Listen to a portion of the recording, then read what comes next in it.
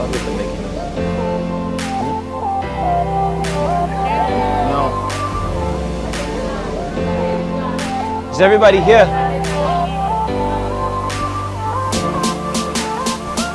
Ready? But you're not eye level. What's good, YPG fam? This is one more YPG Unlocked. Today we're doing things a little bit different. I'm not alone. I never ride solo. I'm here with wife. Say hello, wife. Hello.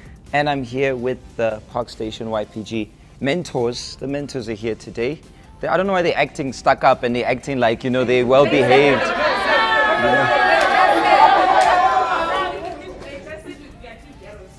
Let me. You said what?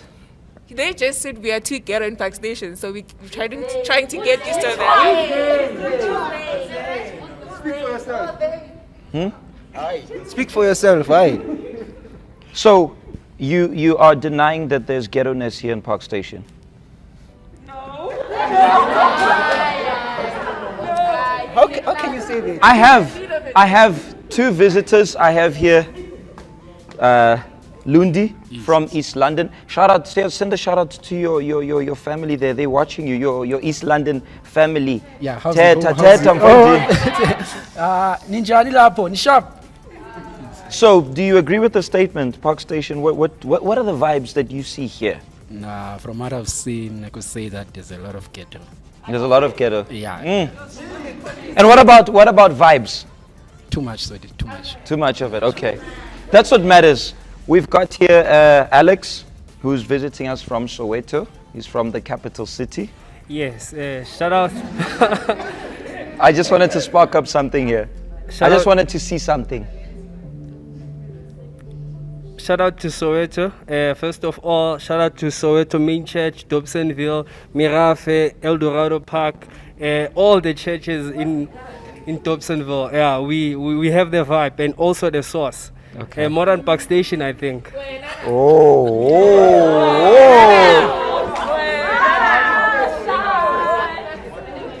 So, you guys see how we have this whole competition going on, you know, the vibes. But in actual fact, we are all family. Wherever we're from, it doesn't matter. Everyone coming from different backgrounds. There are no actual differences. We don't bring those differences out. As a matter of fact, we behave more like family. And this is because of what is inside of us. This is because of what we carry within us. This is because of what we have. If you were in the YPG Hangout today, well, if not, then I'm going to share with you that our theme was all for all. Please hold the mic for me here. The theme was all for all. It's about giving your all to receive all. But who's all? Maybe you've been working hard, doing whatever it takes to receive the all from friends, reputation, status. The all you've been giving has been for drugs, has been for alcohol, has been for a life which you know that it has this temporary happiness, so-called happiness, but after it all fades away and you actually end up with nothing. You've been giving your all to that, but it's been giving you absolutely nothing. And I'm here with my family, the YPG fam. And I'm sure that each and every one of them, I'm sure, and I know most, I think all of them, I know their stories, and they can share with you what they went through, things which they faced, things which they achieved, things which they won, moments in their lives in which they were depressed. Let's move here forward. Who of you here before coming to the YPG were depressed? Who of you were depressed? You were depressed. Okay, Mapaseka, you were depressed. Why were you depressed? Because I had a low self-esteem. I didn't believe in myself. I didn't believe I was beautiful. I always compared myself to other girls. Also because I stutter. You stutter? Yeah. But she's the YPG Unlocked presenter and you stutter. Well, you stuttered. You used to. I stuttered, but I still do here and there. Serious? Mm-hmm. And how would that affect your self-esteem? Because, like, for instance, when I'm at school, like, I would be laughed at, like, whenever I speak. So that would make things worse, that, like, you're useless and stuff like that. Mm-hmm. Okay, who else here was depressed? Who else? I saw more hands. I think everybody knows the story of Melissa, the usual one. For those who don't know, by the way, Melissa has official. No, tell them the good news after. Tell them a little bit. Maybe there's someone who's watching for the first time who doesn't know about your depressive lifestyle. Tell them. I used to be depressed because of like family problems at home. I had a low self-esteem and I was bullied, and because of everything that was going on, I became such a very anxious person that whenever I walked into an exam room, especially this was in matric, I'd have an anxiety attack, stop writing and start crying. So I had to take like loads of medication. Tell us about the attempts of suicide. You even attempted suicide. I had tried this was back in primary school. I used to try to throw myself in front of cars. I stood on top of the building and I thought about throwing myself. This was before someone from home pulled me back, and I would also because I knew I had I don't know how to put it in words, but then I would want to faint on a sharp rock so that it can hit my head and then I'd bleed out and just die. How long did you have this or carry these thoughts? Till my first year of varsity. Yeah. And tell them the good news. Talking about varsity, since we're on the topic. Yeah, varsity, ne? But anyway, it doesn't matter. I graduated, so.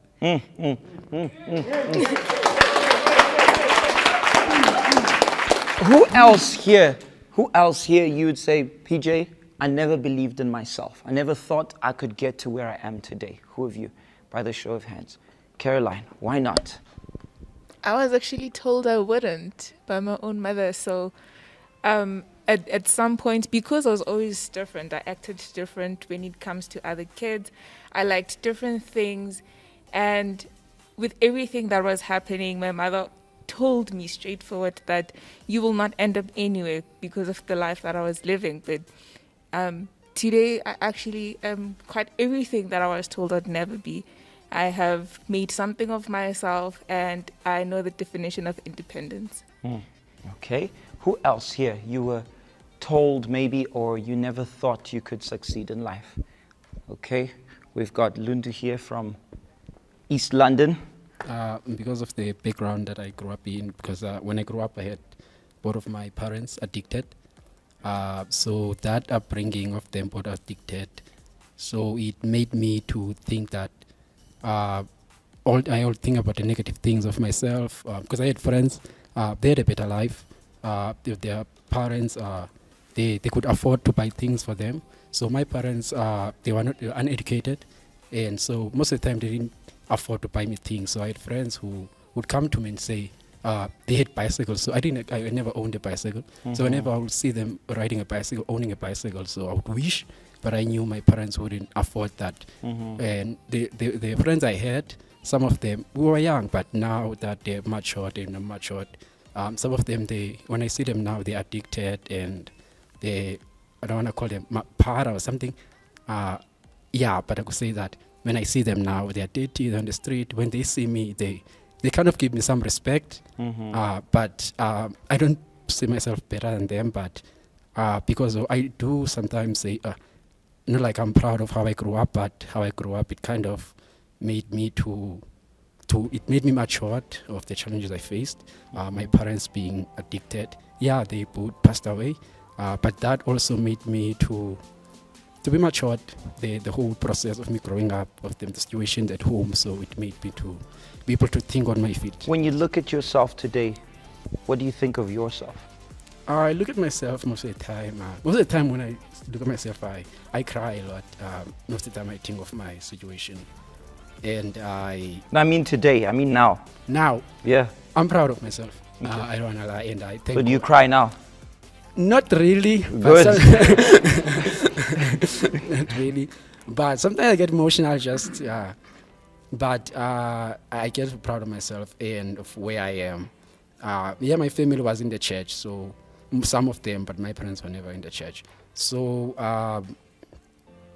of the decision I took, I'm very proud of them. Yeah, I was with my friends, but I had a different mentality from them. because I would say my family also was in the church, so they kind of influenced me growing up, being in the church with them. So the influence, the advice they So gave you me, say that the influence of those in your surroundings makes a huge difference? yes, made a huge difference. Okay. Who of you reached a point in your life where you said, success is not for me, I won't make it? Or someone said something to you, like with Caroline, and you told yourself, I'm never going to be anyone in life. Is there anyone else? Apart from those who raised their hands, we have Moses. Let's go, let's go, let's go. We have Lesedi who's behind the camera today. We'll show you Lesedi just now. Talk to us, Moses, in few words, because time is of the essence here. In few words, yes, it's when I lost everything. My family was starting to die. People that I was close to, people that I used to trust and, confined from them. They started passing away. I lost everything, my job, ex-fiance, and I was independent by then. So you got dumped. Not really dumped her because I dumped her. And then, So how did you lose her if you dumped her? in Kenya, the Or you pain. felt like, oh, what a loss. Yeah, and regretting for I shouldn't have taken that decision maybe because now I'm alone. My family are far. I have How no did that one. affect you mentally, spiritually, emotionally? It killed me. It killed me because it led me to depression. Now, if people seek to reject you and leave you, if you are in a relationship right now and you get dumped and you get told off, how would you react today? Now, the problem is that I'm too happy. I have internal peace that no one can touch it, no one can take it. No woman or mom or dad can, temper with it. Money. You lost your job. What about now? If you lose your job? It has happened. It didn't affect me. It didn't shake me. Instead, it made me think, how can God use me without depending on anyone? Because now I have trust in someone that is greater than anything in this world. So today I'm just complete. I don't need anything, money, no nothing. I'm happy. If I carry on here, I'm going to have to cut all of them because we will not end this live because of their stories. Each and every one of them have a story to share, and the joy, the happiness is something that's inside of us. Let's go here to the front so that they can see all of them. You won't be able to see their smiles, their happiness because of obviously our mask and stuff. But one thing you should know is that we gave our all. And the moment we gave our all, we received the all that we needed, which is the Holy Spirit. The moment we gave our all, we surrendered our all, we received the most important thing. And as you heard Moses saying, and Lundi and so forth, they lost. There was loss. But today they realized that that loss means nothing because we have conquered the most important. The all we gave was our lives. What's the most valuable thing you have? It's not your reputation. It's not your status. It's not your friends. It's not the number of followers you have on social media. But the all that you have is actually your life. And when you take that life and you surrender it to the one who has the power to change it, then I promise you, everything starts to change. All of us, I promise you, we can carry on, we can stay here. I asked a few questions, but all of them have a story to share. All of them. Some aren't here, but each and every one of them have a story to share. They have something which they faced in their lives, but they overcame because they took their all, they took their lives, and they put it on the altar. They gave it to the one who has the power to change it. I want to share with you this quote as you see on the screen right now. It is a famous quote from this football coach who said, winning is giving it your best at every second of every minute. Maybe you've given all your strength or your best in futile things. Drugs, alcohol, friendship, status, reputation, being famous, being rich. But the problem is you gave your best to something which does not fill that void or that gap which might be inside of you, which might not be able to fill that void, that sadness and that emptiness which is inside of you. But when you give your best to He who has more than just the best for all of us, then you are capable of seeing your life being transformed and the happiness which you were looking for. For me to wrap up, by the way, I didn't apologize today. Let me just put the mic down here. Today we're not going to be having the full Unlocked. We got caught up with a lot of things. Next week we will have it once again. We will be continuing with all the different segments that you guys are looking for and so forth. But just before that, I wanted to invite you to engage in one of the YPG projects. Pick one. All of them are part of one. Let me get the mic again. Sorry, let me come back to them. Which project are you involved in? Sports netball. Okay, which project are you in? Media. Which project are you in? Media. Project? Arts and culture. Sports. Sports as well. Sports. Okay. Sports as well. I don't see half of them playing sports, but Sports. sports. Arts and culture. Archangels. Archangel, okay, we'll talk about it after. Media. Media. Okay, we came to you. Universities. Okay. And culture. Say it again, I think they didn't hear you. Arts and culture. Okay. Sports. Arts and culture. Arts and culture. Universities and sports. Universities and sports, I don't know how, but Arts and culture. okay. Say it again. Arts and culture. The visual arts. Okay, visual arts. Media. Uniforce. Social work. Social work. Okay. Sports. Media. Help. Help project, which is the work which all the mentors do. The Help project assists those who are depressed, those who are lonely, afraid. The arts and culture, we have dancing, singing, we have visual arts, as you heard Sipo talking about. We're going to show you on the screen some of the work which is done by the visual arts. The media, as it's taking place right now, Lesedi. Let me grab the camera and show Lesedi a bit here. Don't you guys think, Lesedi? You know, she's going to hate me. She's begging me behind the camera for her not to show. But, this is the Unlocked. There she is.